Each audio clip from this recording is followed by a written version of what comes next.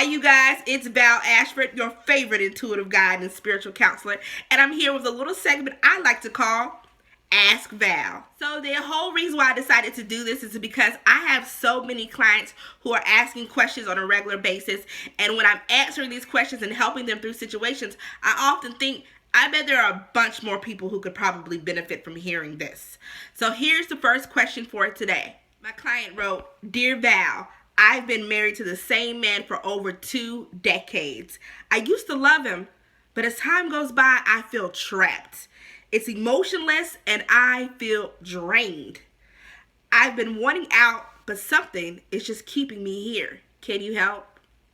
This is actually a really common question that I get a lot from clients who come to me who've been married for an extensive amount of time or have been in a long-term relationship for an extensive amount of time.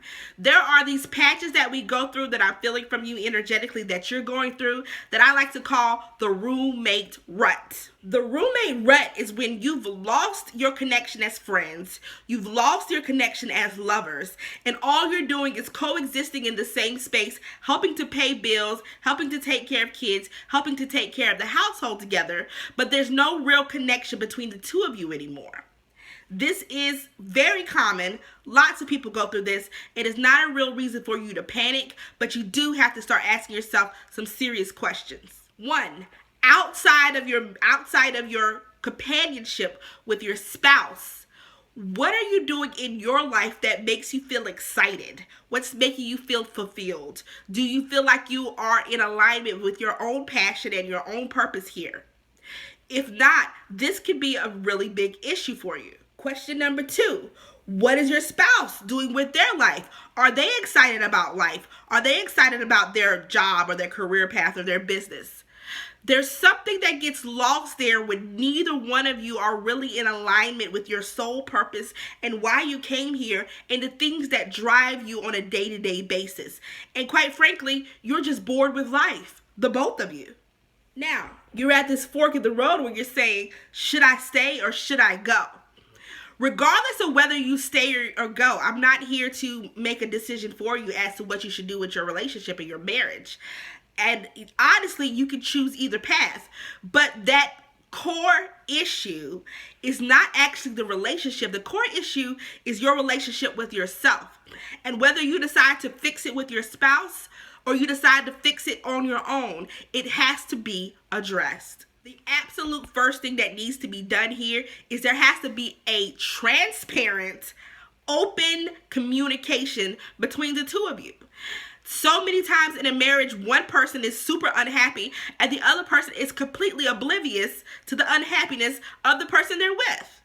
You got to lay all your cards out on the table. Let them know how you're feeling and see if there is a way that you can revive this relationship and really try.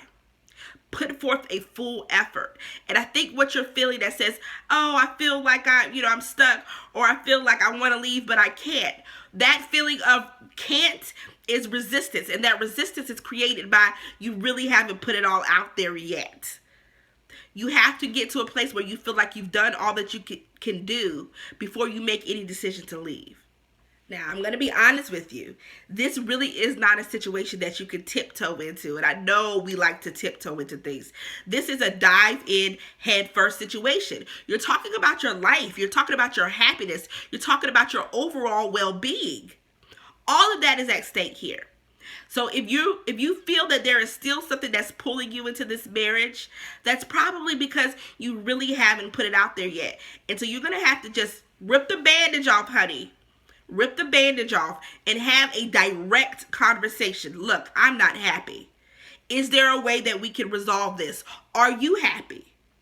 Ask those questions. See if that person is receptive to the questions that you're asking. And that in itself will give you the answer that you need. Someone who isn't receptive to change is someone who's not going to change. And if that's the case, you know what you gotta do. I'm gonna leave you with this. Okay, when you are in love with someone, when you are married to someone, when you've been in a long-term relationship, that in itself does not free you from the responsibility of loving yourself. When you are feeling stuck, when you're feeling trapped, when those thoughts run through your mind, ask yourself, who is trapping you? Is the person that you're with trapping you? Is your spouse trapping you? Or are you trapping yourself? That's the question you have to ask. What is it that you feel that you're going to be able to do without this person that you can't do with this person? When you answer that question, the rest of the answers will fall in place for you. But you've got to put yourself first. You've got to put your love for yourself first. And that will guide you to the answers that you seek. And I don't want to sound all fortune cookie like, but that's the reality of the situation. All roads lead back to self. Always. What you don't fix in yourself will spread like a wildfire disease in your marriage. So ask yourself these hard questions. Look at yourself in the mirror and be truthful with yourself. Put those cards on the table with your spouse, and everything you need to know will resolve itself. Make sure you guys subscribe to my YouTube channel and follow me on Facebook, Instagram, Snapchat. If you'd like to book a one-on-one session with me, or if you'd like to book a session just to ask a question, feel free to hit me up at www.valashford.com. Love and light to you guys. Namaste and shit. Until next time. Bye-bye.